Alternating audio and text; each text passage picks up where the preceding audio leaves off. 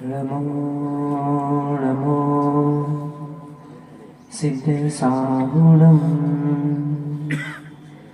नमो नमो सिद्धसाहुणम् चौबीसं तिथरे उस हाई वीर पश्चिमे वंदे सवे सगण गण हरे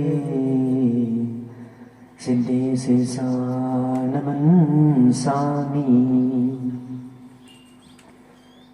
नमो रहंताणं नमो सिद्धाणं नमो आयलीयाणं नमो वज्रायाणं नमो लोय सर्वसागुणम् अंतातीत सिद्ध परमेष्ठी भगवान की वर्तमान शासनाय वर्धमान स्वामी की 1008 मूल्य भगवान श्री चंद्र प्रभु शांतिनाथ स्वामी की परम पूजनीय 108 आचार्य भगवान गुरु श्री विश्वसागर जी महाराज की सिद्धांत शास्त्र की सिद्ध चक्र महामंडल विधान की पूज्य मुनि श्री आस्तिक सागर जी महाराज की मुनि संघ की बहुबंधु हम सभी श्री शांतिनाथ स्वामी के श्री चरणों में शिव श्री की प्राप्ति के लिए श्री जैन देशना का श्रवण कर रहे हैं। जब भी आत्मा परमात्मा दशा को प्राप्त होगी तो यह जिन देशना ही कार्यकारी होगी। ब्रह्मकार महामंत्र में 5 परमेष्ठियों का गुणानुवाद नमस्कार किया जाता है। अरहंतों को नमस्कार हो, सिद्धों को नमस्कार हो, आचार्यों को नमस्कार हो, उपाध्यायों को नमस्कार हो, जगत के सभी साधुओं के लिए नमस्कार हो। ये महामंत्र अपराजित मंत्र, अनादि अनिधन मंत्र, मूल मंत्र आदि नामों से जाना जाता है। एक जीव जिसके 8 ही कर्मों का अभाव हो गया वह सिद्ध आत्मा कहलाता है, मुक्त जीव पद को प्राप्त हो जाता है। देव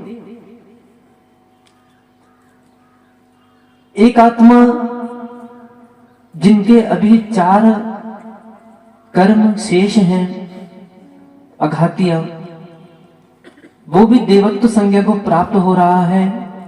अरहंत परमात्मा पद को प्राप्त है।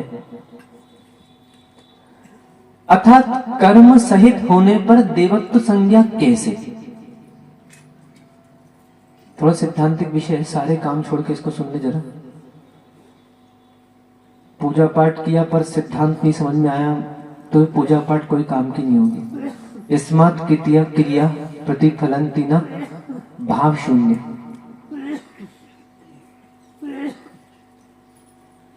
क्योंकि जो राग द्वेष मन में पैदा हो रहा है, मैं पुनः कह रहा हूं, धर्म संश्लिष्टता का नहीं है, धर्म राग द्वेष का नहीं है।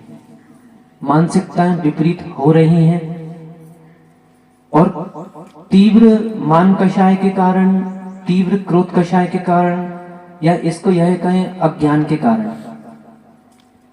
समाधि तंत्र जी में एक आचार्य ने 37 नंबर में मेरे सामने गाथा है, अविद्याभ्यास संस्कारे रवशम क्षिपते मना तदेव ज्ञान संस्कारे सतस्तत्तेव तिष्ठ्यते। अर्थात आचार्य महाराज कह रहे हैं, मन जो है अविद्याभ्यास, अज्ञान के अभ्यास के संस्कार के वश से अपने वश ना रहकर क्षिप्यते, इंद्रियों के विषयों में फंस जाता है। अब सोचें, एक साधु जिसने दीक्षा ली, जिसको 50 साल हो गए, 60 साल हो गए, 70 साल हो गए, और जब वही साधु का समाधि का काल आता है तब उनको संबोधन दिया जा रहा है। विचारणीय विषय। जिन्होंने समाज को, जिन्होंने शिष्यों को, जिन्होंने 50 साल तक अनेकानेक ग्रंथों का अध्ययन किया, अनेकानेक लोगों के लिए संबोधन दिया, और उनको अंत समय में संबोधन दिया जा रहा है। क्यों? अविद्याभ्यास। हो सकता है अज्ञान से, अविद्या के अभ्यास से, पूर्व के संस्कार से मन क्षिपित हो गया। कभी कभी वैराग्य के बाद भी तीव्र राग होता है। आचार्य महाराज हमेशा बोला करते थे कि वैराग के बाद वाला जो राग होता है वो बहुत ही तीव्र होता है। तो मरण करते समय उन मुनिराज को संबोधन दिया जा रहा है कई विद्वानों के द्वारा। कपड़े वाले भी संबोधन देते हैं। माना मुनिराज नहीं है समाज के बीच में, तो समाज के लोग ही समाधि करा देते हैं, विद्वान लोग भी समाधि करा देते हैं, ब्रह्मचारी वगैरह भी समाधि करा देते हैं। क्या आवश्यकता है? ये तो ज्ञानी है ना, इसे ध्यान दें।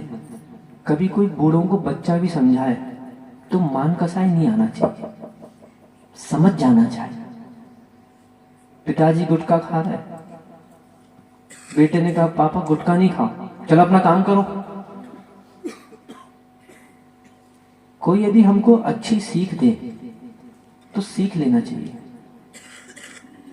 उसमें ये नहीं चलेगा कि हमारी उम्र 75 साल की, हमारी उम्र 80 साल की और तुम्हारी उम्र 15 साल की, हम तुम्हारी क्यों सुने।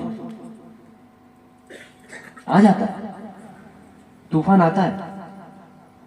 मंदिर में कोई पुजारी पूजा कर रहा है और उसको पूजा करते 20 साल हो गए, हमें सिखाएगा? कल आया तू पूजा करने, हम 20 साल से पूजा कर रहे। तो बब्बा जी तुम 20 साल से पूजा कर रहे हो तो क्या अज्ञान के संस्कार से मन विक्षिप्त नहीं हो सकता? भूल नहीं सकते? या तो मूलाचार्य जी वगैरह ग्रंथों में कहा गया है कि यदि आचार्य आदि के द्वारा प्रवचन करते समय कोई वचन स्खलित भी हो जाए तो उसको स्खलित नहीं समझना चाहिए। एक नीति आपको सिखाते हैं। कभी मान लीजिए मैं यहां कोई गाथा पढ़ रहा हूं या मुझसे कोई गलती हो जाए और यहां बैठा कोई विद्वान, माना मैं राम जी की कहानी में सुना रहा और कहीं मेरा विषय थोड़ा सा ऊपर नीचे जाए, क्योंकि देखो साधु ने कपड़े उतारे हैं पर अभी शरीर से पृथक नहीं हुए, आत्मा और कर्म तो है, भाई कर्म उदय तो आता ही है। तो कहीं ना कहीं हो सकता है कि ज्ञान और कर्म का उदय आ गया, अचानक जो विषय था वो पलट गया, कहीं कुछ ना कुछ। तो उसमें क्या एक नीति सीखना। कभी भी बहुत सारे श्रोता क्या गलती कर देते हैं कि कुछ विषय यदि विषयांतर हो गया, माना कोई कथा उधर उधर हो गई, तो वो तुरंत खड़े होकर महाराज जी आपने गलत बोल दिया। नहीं, आप नीति सीखो। आप बाद में आओ, पहले विनय करो, बहुमान, महर्षि क्षमा याचना के साथ। ये नहीं चलेगा कि फट से नहीं, दोस्ती यारी की बातें और गुरु से चर्चाएं भिन्न भिन्न हुआ करती। घर की चर्चाएं, गुरु से चर्चाएं भिन्न भिन्न। तुम्हारी मम्मी तुमको रोटी देगी, एक हाथ से लोगे, साधु शास्त्र देगा, दोनों हाथ लगाइए। कुछ मूर्ख अज्ञानी लोग कमंडल एक हाथ से लेते हैं, कितना बड़ा अपमान।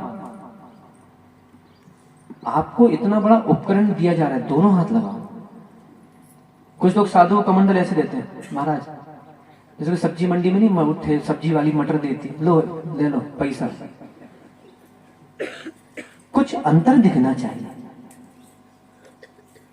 यदि अंतर नहीं दिखेगा तो समझ में कैसे आएगा कि इसके प्रति हमारा क्या बहुमान है, इसके प्रति हमारा क्या बहुमान है। एक ही घर में एक स्त्री रहती है, वो स्त्री के प्रति भी सबके अलग अलग भाव हैं। एक व्यक्ति बोलता है मम्मी, वो मां की दृष्टि से देख रहा है। एक व्यक्ति बोलता है दीदी, वो बहन की दृष्टि से देख रहा है। एक बोलता है पत्नी, वो भोग की दृष्टि से देख रहा है।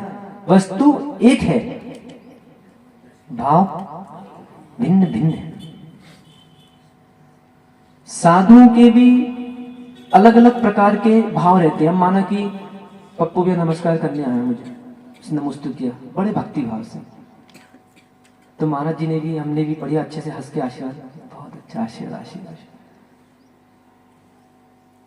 अब एक दूसरा आ गया मुंह बना के, महाराज जी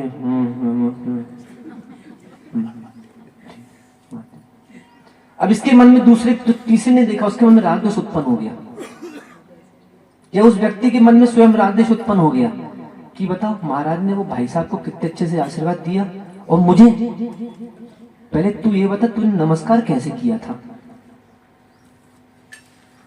स्वयं तो तेरे अंदर श्रद्धा नहीं है, स्वयं तो तुझे ऐसा लगता है कि बस जबरदस्ती बस कर लो, माथा टेक लो, और स्वयं तूने श्रद्धा से नमस्कार नहीं किया तो तुझे आशीर्वाद भी वैसे ही मिलेगा। ध्यान दे, मन विक्षिप्त होने में देर नहीं लगती। देखो इनका विक्षिप्त हो गया, घूम रहे सब इनको देख रहे हैं। मन विक्षिप्त होने में देर नहीं लगती, तुरंत भटकता है अज्ञान के अभ्यास से। तो ध्यान देना, कभी भी बीच में व्यवहार भी सिखाते जा रहे हैं, या तो श्रद्धा भक्ति से स्वयं नमस्तु करना, संघों में भी हो जाता है। हमने देखा है ना, संघों में जैसे बहुत सारे साधु बन रहते हैं। अब कुछ साधु अच्छे रहते हैं, बढ़िया चंचल, वो लोग बढ़िया अच्छे गुरु महाराज के अच्छे, कहीं पैर अच्छे दबा दबा के कहीं बढ़िया किसी भी वास्ते, तो उनको उस प्रकार से आशीर्वाद आदि मिलता रहता है। कुछ शिष्य बड़े गंभीर टाइप के रहते हैं, अजीब प्रकार के रहते हैं, उनको गुरु महाराज उस हिसाब से आशीर्वाद देते हैं। तो ये अपना अपना स्वभाव है। तो मन में गुरु के प्रति अश्रद्धा नहीं आना चाहिए।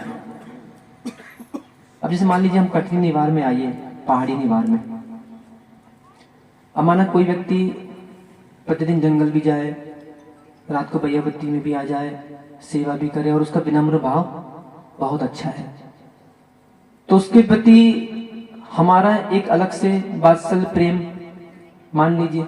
और कोई व्यक्ति अपनी दुकान से हिलना नहीं चाहता, तो वो व्यक्ति मान लीजिए वो व्यक्ति महाराज के बाजू में भी चल रहा है, महाराज उससे बात कर रहे हैं, तो पीछे चलने वाले व्यक्ति को क्या लगता है, उसके अंदर ईर्ष्या भाव आता है कि बताओ मुझसे तो बातें ही नहीं करते, मुझसे तो बातें नहीं करते, तुम आके पहले चिपको तो भाई। कागज कब चिपकेगा विजय कुमार जी? जब पास में होगा तो चिपकेगा ना। अब इतनी दूर कागज रखो, लगाओ तुम गोंद, कहां से चिपकेगा? कोई चुंबक हो ना, आके इतनी दूर जा, चुंबक को भी चिपकाना तो पास में रखना पड़ता है। जो जितना दूर रहेगा वो उतना दूर होता चला जाएगा। ध्यान दें, घरों में, समाजों में किसी प्रकार की कोई किसी की वाद विवाद वाली चर्चा हो गई, और अपनी मान कसाई में, देखिए ये मान कसाई की पहचान है, मुझे बात नहीं करना, मैं नहीं बोलना चाहता, और धोती दुपट्टा पहन के मंदिर में ढोंग करते, अपने आप को बहुत बड़ा धर्मात्मा घोषित करते। बल्कि मान कसाइयों की पहचान है, ये पापियों की पहचान है। दूसरे से मुंह बोलना नहीं चाहते, उनके सामने हाथ जोड़ना नहीं चाहते, उनसे क्षमा याचना नहीं करना चाहते। नए सापेक्ष दृष्टि होना चाहिए। ये पर्याय दिख रही है, जितने भी लोग दृष्टिगोचर हो रहे हैं, ये शरीर दिख रहे हैं, पर्याय हैं, अनित्य हैं, परिणमनशील हैं। जीव दृष्टि से देखेंगे तो प्रत्येक जीव भगवत्ता से युक्त है, अर्थात भावी सिद्ध आत्मा। पर्याय दृष्टि के कारण व्यक्ति की पर्याय बिगड़ रही है, मुंह बन रहा है, धर्म से च्युत होते चले जा रहे हैं। उद्देश्य नए सापेक्ष दृष्टि नहीं रखी, अनपढ़ है ना, गंवार है। ये जितने भी कालुषित परिणाम ये रहते हैं, ये मात्र अनपढ़ों के रहते हैं। पढ़ा लिखा व्यक्ति, समझदार व्यक्ति का चेहरा, समझदार व्यक्ति की वाणी, उसमें अलग ही सौम्यता रहती है, उसमें अलग ही शांतता रहती है, उसका व्यवहार अलग ही व्यवहार कुशल दिखेगा। कुछ पाप करने वाले ढोंगी भी अकड़ू फकड़ू हो जाते हैं, देखा है, हमने बहुत देखा है। पाप कर लिया तो झुक के रहना चाहिए, नम्रता से रहना चाहिए, पर और तन गए। सामायिक करो, मैं सिद्ध शक्ति से युक्त हूं, पर्याय दृष्टि नहीं। मैं चौधरी हूं, मैं सिंघई हूं, मेरी मूछ बहुत बड़ी है, और भैया लटक जा, लटक जा, बंदर है निभाए में लटका ले उनको अपनी मूछ में। हम परवाह जाति के हैं, ध्यान रखना, दबोच देंगे। शेर है क्या तू? जानवर है क्या? मनुष्यों की जानवर की बातें करता है। ये सब पर्याय दृष्टि है, सब जातियां हैं। जैसे ही पर्याय का नाश हुआ, सारी जातियां खत्म, समाप्त। धर्म कलुषता का नहीं है, धर्म मान कसाय राग द्वेष का नहीं है। बड़े होते चले जाना, भावों में समता नहीं आना, तो समझना अभी मैं छोटा ही हूं। भले बाप बन गए, बाप का पद मिल गया, दादा का पद मिल गया, कोई भी पद मिल जाए, पर जब तक प्रशम भाव का पद नहीं मिल रहा, तब तक धर्मात्मपना प्रारंभ नहीं होता। यहां आचार्य महाराज वही समझा रहे हैं, अज्ञान के अभ्यास से ये व्यक्ति, मन जो है इसका अपने वश में नहीं रहता, इंद्रियों के विषय में फंसता है। फिर कैसे करें? तद एव ज्ञान संस्कारी, इसलिए उसको ज्ञान के संस्कार से, हमको कोई हमारी गलती बताए ना, उसके पैर छू लेना कि बेटा तुम हमारे बड़े उपकारी हो। मंदिर में भी यदि कहीं माना आपने उल्टी पुस्तक रख दी, और कोई बच्चा भी आपसे कहे कि देखो दादी ये पुस्तक आपने उल्टी रख दी, इसे सीधी कर दो, अरे बेटा, उसके तुरंत हाथ जुड़ जाने चाहिए, चल अपना काम कर। मान लो मैं हमने हाथ देख ला हमने, चल अपना काम कर। ये पापियों की पहचान है। एक तो उस व्यक्ति ने, उस बच्चे ने उल्टी जिनवाणी रखी रहती, तुम्हारी बुद्धि उल्टी जब तक बनी रहती, उसने उस बुद्धि को सीधी करने के लिए कह दिया कि दादी जिनवाणी सीधी कर दो, तो उसने तो बल्कि कर्म बंध से बचा लिया। और हमने, जैसे कभी कभी घर में नहीं होता, माता ने, मम्मी ने कहा बेटा चलो खाना बनाओ, बस दिन भर यही कहती रहती है हमसे, बस खाना बनाओ खाना बनाओ, कि यही काम है हमें बहुत सारे काम है, और करना कुछ नहीं, मोबाइल चलाना है बस बैठ के घर में, कोई काम नहीं। मुझे बड़ा आश्चर्य लगता है कि लोगों के पास रात को मोबाइल के बटन दबाने का समय है, अपने वृद्ध माता पिता के पैर दबाने का समय नहीं है। भूल गए। सोचो, बचपन में यदि माता पिता इन पैरों पे तेल मालिश नहीं करते तो अपंग हो जाता, बड़े होते, उंगलियां टेढ़ी हो जाती, हाथ तिरछे हो जाते। मतलब माता पिता ने तो तेरे पैरों को दबाया, तेरे पैरों की सेवा की, और तुझे एक समय नहीं लगता, मन नहीं करता चलो जाके पैर दबा दे। देखिए, इसे नई दृष्टि रखना चाहिए। भले मैं बच्चे का बाप बन गया हूं, पर बाप का तो बेटा ही हूं। भूल जाता है, इतना व्यस्त हो जाता है अपने घर, अपने परिवार को लेकर कि मेरे बच्चे हो गए हैं, मेरी पत्नी है, उसमें इतना व्यस्त हो गया कि ये भूल ही गया कि ये पत्नी बच्चे तेरे हुए कहां से। यदि माता पिता नहीं होते तो ये परिवार भी नहीं होता। बहुत सारे ऐसे बच्चे जो बाहर चले गए, पढ़ने लिखने चले गए, कहीं नौकरी करने चले गए, तो उनको कहीं माता पिता की पूछ ही नहीं है। एक बार एक गांव में गए हम, 4 आदमी थे, लड़ रहे थे आपस में।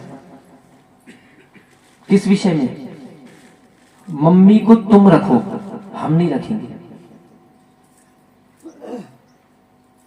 और धर्मात्मा लड़ते हैं कि नहीं हमें दो। अरे मात्र ये पूजा पाठ करना धर्म है क्या? नीतिकारों ने लिखा है वृत्त सेवा बहुत बड़ा धर्म है। इतने व्यस्त हो गए कि वृद्धों की सेवा नहीं करना चाहिए। जितने युवा हैं वो पहले से मानसिक तैयार रहे। हम तो बोलते वे बहुत बड़ा महान व्यक्ति है, खासकर वे लड़कियां, वे बहुएं जो आगे होके कहें कि नहीं, दादी को अपन अपने घर बुला लो। वे तो और ही महान दामाद हैं जो दामाद आगे होके कहते हैं कि नहीं, सासू माँ को अपन अपने घर बुला लो, सासू माँ की सेवा अपन करेंगे। क्या ये बात पढ़ने के लिए मैत्री भाव जगत में मेरा सब जीवों से नित्य रहे? अब कहेंगे वो दादी बूढ़ी हो गई तो तुझे जीभ नहीं दिख रही। ठीक है, संसार है। शादी के पहले प्यारी, शादी के बाद न्यारी, बच्चे होने पे खारी और बूढ़ी होने पे भारी। क्या ये नीतियां हैं हमारी? क्या जो बचपन में जो जीव था, वो जीव जब सुंदर लगता था और वही जीव जब बूढ़ा हो गया तो जीव तो वही है ना? क्यों पर्याय दृष्टि जा रही है? आज समाज में देखो, ऐसे ऐसे लोग हैं समाज में जो एक दूसरे से बैर बांध के रखे हुए, बात नहीं कर रहे। 2-2 महीने हो गए, 3-3 महीने हो गए, 4-4 महीने हो गए। या तो एक है अनंत का अनुबंध कराने वाली यदि 6 महीने के ऊपर कसाई चली गई, तुझे मिथ्या दृष्टि का पद मिल गया। सबसे बड़ी गाली कहलाती जैन धर्म की मिथ्या दृष्टि। जो तुम और गाली देते हो लोकाचार की, तो किसी को मिथ्या दृष्टि पद मिल गया मतलब ये जैन धर्म की बहुत बड़ी गाली, कलंक है ये कलंक जैन कुल में कहां से पैदा हो गया? जो 6 महीने के ऊपर कसाई लेके बैठा है और धोती दुपट्टा पहन के ढोंग करता है। भेष का धर्मात्मा तो दिख रहा है, पर भावों में इसकी कसाई भरी हुई है। कम से कम तुझसे अच्छा तो एक सांप होता है, कम से कम वो डस ले तो कम से कम उसका जहर चूस के निकल तो जाता है। पर तेरे अंदर तो इतना जहर बचा है कि कहीं से चूसने की जगह भी नहीं, कहां से चूसूं? विचारणीय विषय है। इतने बड़े होते चले जा रहे हैं और समता नहीं आ रही है। सोचना पड़ेगा, चिंतन बनाना पड़ेगा कि हम पर्याय दृष्टि में कितने लीन हो गए। किसी ने गाली दे दी, तुझे नहीं पढ़ाया? शब्द बंद सौक्ष्म स्थल संतान भेद तमस छाया तपोदोत्पन्नस्य, ये पुद्गल की पर्याय है। उसने मुझे बुरा बोला था, मैं उससे बात ही नहीं करूंगा। कहां गया 12 भावनाओं का चिंतन? अनित्य भावना का चिंतन किया कि नहीं अभी तक? कि ठीक है, अनित्य है। 7 बजे किसी का किसी से झगड़ा हुआ, अभी 9:25 20 मिनट हो रहे हैं। वो चाहे तो चिंतन करेगा कि अभी विधान कर लूं जरा, फिर बदला लेता हूं जाके इससे, अभी देखता हूं, सुबह इसने ऐसा किया था, अभी मैं बदला लूंगा इससे। एक धारणा ये बनेगी। दूसरी धारणा क्या बनेगी कि नहीं ठीक है, 7 बजे झगड़ा हुआ था, उसके शब्द भी पुद्गल की पर्याय हैं, उसकी कसाई भी पर्याय है, पर्याय परिणमनशील है। अब समय निकल गया, अब समय तो चला ही गया है, मैं समय को क्यों बिगाड़ूं? समय मतलब आत्मा। इसलिए ध्यान दो, कल क्या कहा था? समय बर्बाद मत कर देगा। समय बर्बाद मत कर, समय बर्बाद कर देगा। हमको कोई परिणाम अशुभ हो गए, समय गया, वापस से स्थिर हो जाओ। क्योंकि मन है ना, विक्षिप्त तो होता ही है। संस्कार रहते हैं। और क्या कह रहे हैं? ज्ञान संस्कार है। आत्मा और शरीर के जब भेद ज्ञान के संस्कार होते हैं, स्वतः तत्वे अवतिष्ठते, अपने स्वरूप में ठहर जाता है। स्वरूप में ठहरने के लिए, भगवत्ता की प्राप्ति के लिए एक जन्म नहीं, अनेकानेक जन्म लेने पड़ेंगे। अच्छा मुझे बताओ, क्या आज की नई पीढ़ी को ये बात नहीं पता कि गृहस्थ अवस्था में कितने दुख हैं? क्या एक माता पिता को ये नहीं पता? अभी देखना, इसकी परीक्षा लेता हूं, अभी देते हैं परीक्षा। राजेश कुमार कहाँ गए? नहीं है, कहाँ? चलो ये नियम लो, अपने बच्चों की शादी नहीं करेंगे। नियम लो, चलो अपने बच्चों को साधु शादी बनवाएंगे, उनकी शादी नहीं करेंगे।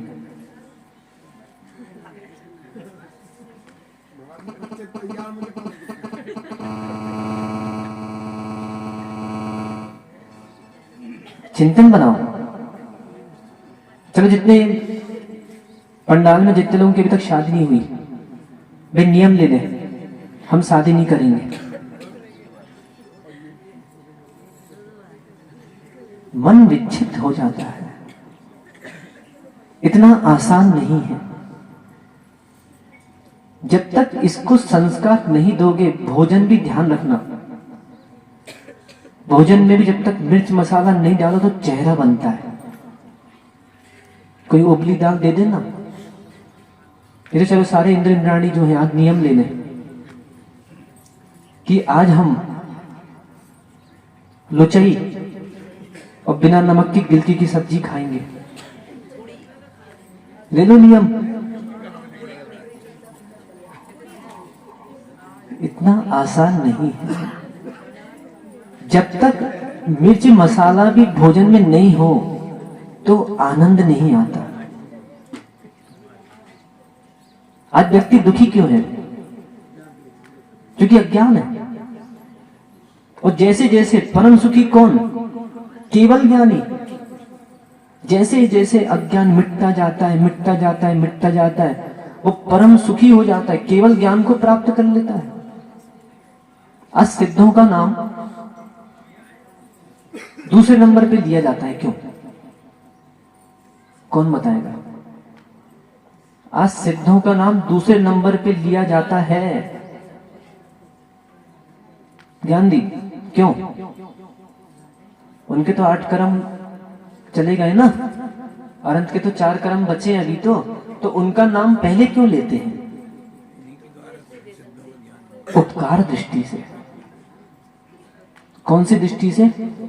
उपकार दृष्टि से, कि नहीं सिद्ध भगवान का तो गमन हो गया, सिद्धत्व को प्राप्त हो गए, पर जो अरहंत है, अरहंत हितोपदेशी है, हित का उपदेश देते हैं। क्योंकि 3 गुण जो होते हैं, हितोपदेशता, वीतरागता, सर्वज्ञता, अर्थात वीतरागता और सर्वज्ञता तो सिद्धों में भी है, पर अरहंतों में भी है। पर हितोपदेशता सिद्धों में तो है, पर क्या हितोपदेशता अरहंतों में तो है, क्या सिद्धों में है? नहीं।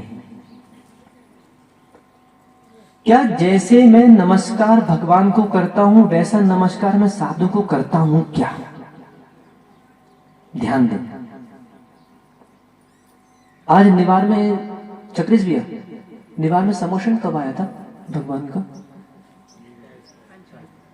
आओ सुन रहे कि नहीं?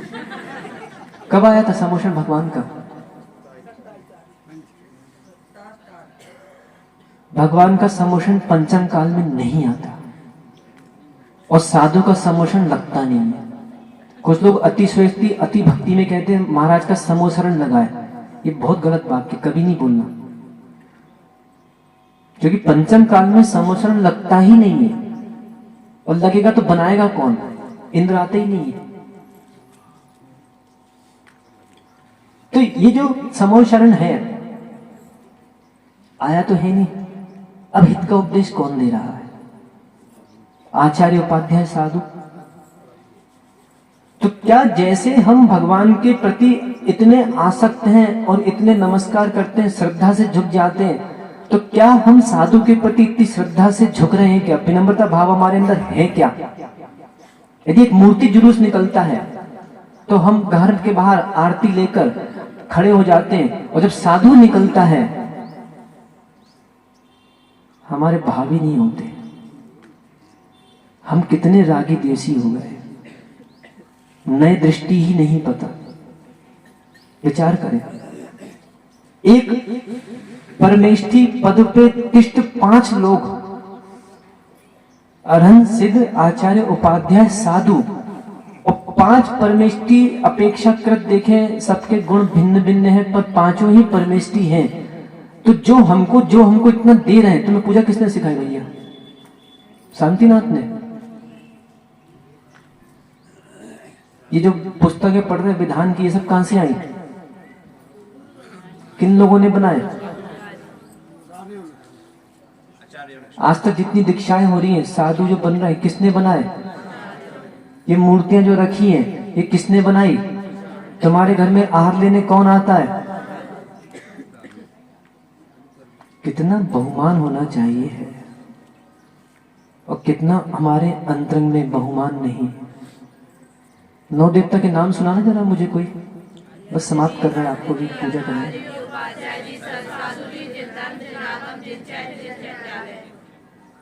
9 देवता, ये कौन है? श्री जी कौन है? देवता है। और साधु कौन है? चिंतन बनाओ अपना, जो आज तक चिंतन नहीं बना, अभी भी समझ में आ गया तो श्रद्धाएं बहुत अच्छी हो जाएंगी। क्यों मान कसाय में है हम? क्यों हमारे अंदर राग द्वेष है? आज कोई अरहंत की निंदा करे, कोई तुम्हारे भगवान को बुरा बोले, हम उससे लड़ने को तैयार हैं, और हम स्वयं साधु के बारे में बुरा बोले, विचारणीय विषय है। एक के राग में दूसरे से द्वेष करना, ये धर्मात्मकपना नहीं होता। अशुभ मन, देखो मैं समझ रहा हूं कि जितनी मेरी उम्र है, मुझसे बड़ी बड़ी उम्र वाले यहां बैठे हैं। मां साहब के बच्चे से तो छोटे ही हैं हम। कितनी उम्र है तुम्हारी? विनोद, क्या नाम है पीछे? गुड्डू, 53। हमारी तो तुमसे 13 साल कम है। पर ध्यान रखना, पर्याय बढ़ सकती है, पर भाव बड़े हैं, भाव बड़ा ही बड़ा है। नहीं तो आज 60 साल का व्यक्ति भी मांस खा रहा है, 60 साल का व्यक्ति भी आलू खा रहा है, 60 साल का व्यक्ति भी प्याज खा रहा है, और अपने आप को बहुत बड़ा धर्मात्मा समझ रहा है। मैं बड़ा हो गया हूं। एक बात बताओ, 5 इंच की मूर्ति को नमस्कार करने से पुण्य बढ़ता है, या 50 फीट की मूर्ति को नमस्कार करने से पुण्य बढ़ता है? चिंतन बनाइए थोड़ा। एक 5 इंच की मूर्ति में भी भगवत्ता है, एक 50 फीट के भगवान में भी भगवत्ता है। हो सकता है 5 फीट की 5 इंच की मूर्ति के सामने एक व्यक्ति खड़ा है, नमस्कार कर रहा है, उसका बहु पापों का नाश हो जाए, क्योंकि उसके परिणाम निर्मल है। और हो सकता है एक 50 फीट की मूर्ति के सामने खड़े होकर उसके अंतर में विषय कषाय के परिणाम है, और वो विषय कषाय के परिणाम से तीव्र पाप का बंध कर जाए। मूर्ति ने क्या किया?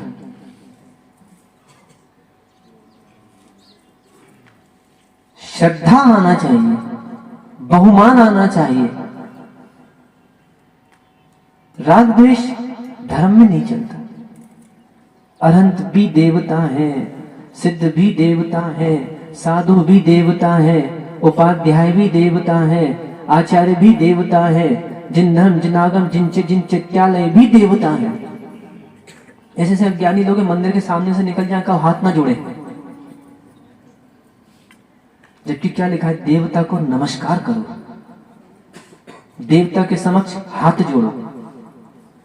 पर बहुमान नहीं है।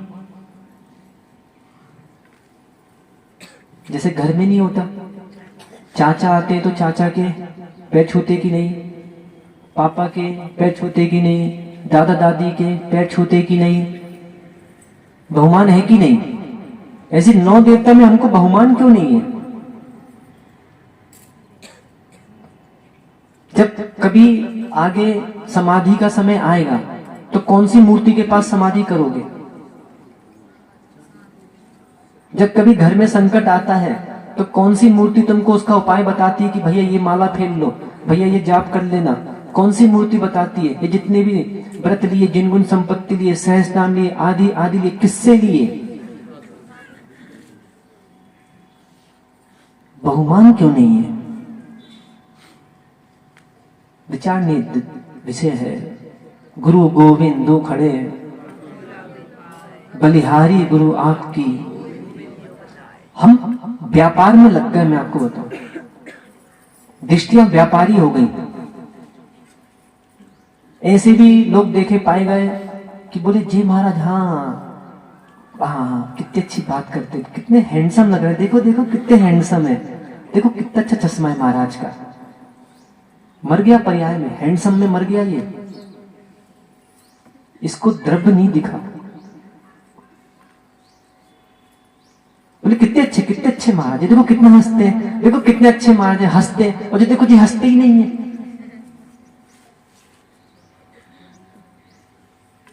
तेरी दृष्टि कहां जा रही है? मंदिर में तो तू राग द्वेष नहीं करता। कोई मूर्ति यदि हंसते हुए किसी का चेहरा है, उसे भी नमस्कार करता है। कोई मूर्ति यदि है, किसी मूर्ति का चेहरा गंभीर है, उसे भी नमस्कार करता है। मंदिर में तो तुझको मूर्तियों में तो भेद नहीं दिखता। फिर ये 9 देवता, साधु नाम के जो 9 देवता हैं, इसमें तुझे कैसे भेद दिखने लगा? पलटा कौन? मेरी बुद्धि पलट रही है। मेरे अंतरंग में परिणाम कलुषित हो रहे हैं। मैं रागी बन गया, मैं द्वेषी बन गया, और मुझे लग रहा था कि इतना बड़ा हो गया और मैं बहुत अच्छा धर्म कर रहा हूं। माते यहां से उठा के वहां, वहां से उठा के यहां, एक थाली भरी थी, उसको उठा के दूसरी थाली पूरी भर दी, और मन में क्या प्रसन्न भाव हो गए, आज हमने कितनी अच्छी पूजा की।